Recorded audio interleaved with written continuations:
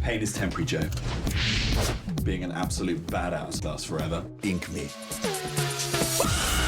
Who wants to go to Cornwall? What the hell is Cornwall? It's abroad, right? Our children are not going on a school trip with that class. I'm going to take them on a holiday that is so batshit mental. If it was a movie, everyone would be played by Nicolas Cage.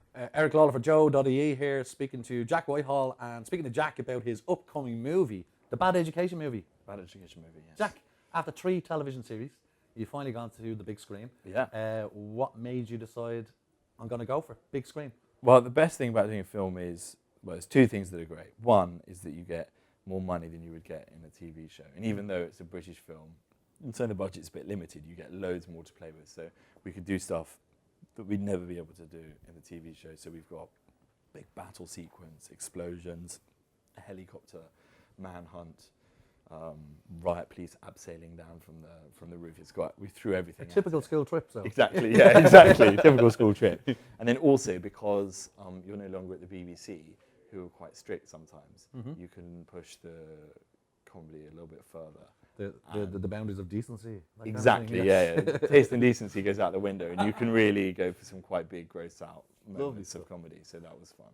It's like, I suppose the lazy comparison to your film would be that, you know, or transition from small screen to big screen would be the In-Betweeners. Yeah. You know, moving to, and they made 2 movies.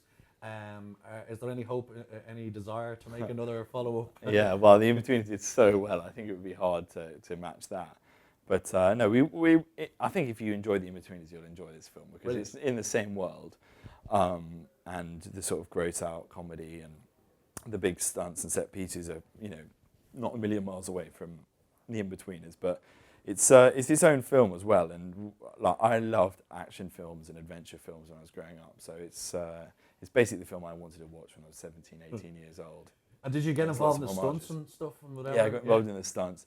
There's lots of little homages to like Die Hard and Predator and all those films that I like. So yeah, no, it was really fun filming those. Some of them were quite. There's one set piece where I can talk around it, where I teabag a swan, which we did. Your animal fetish coming out. Yeah, I know. Jeez, I'm paying myself so badly. But we used a real swan for that, and that was one of the most scared I've ever been on set. Because they can break your arm. Never mind what they could do to your... Well, it's not like an arm down there, no. But it certainly could do some damage, I'm sure.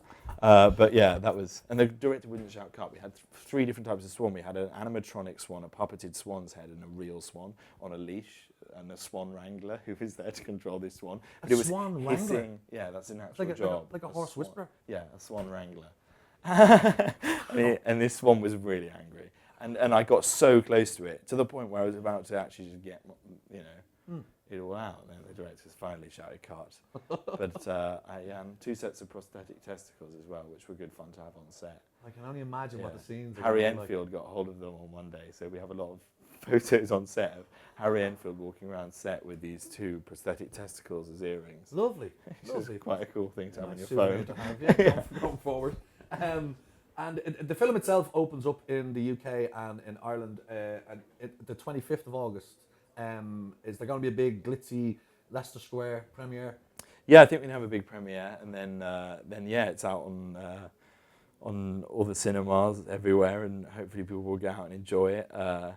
You know, it's a fun film. It's good, escapist comedy, humour. I would like to talk to you, Jack, just before you go, about stand-up comedy. Yep. Do you have any plans to, like, Edinburgh has just started, obviously. Yeah. And I met, that's another time I met you in Edinburgh a couple of years ago.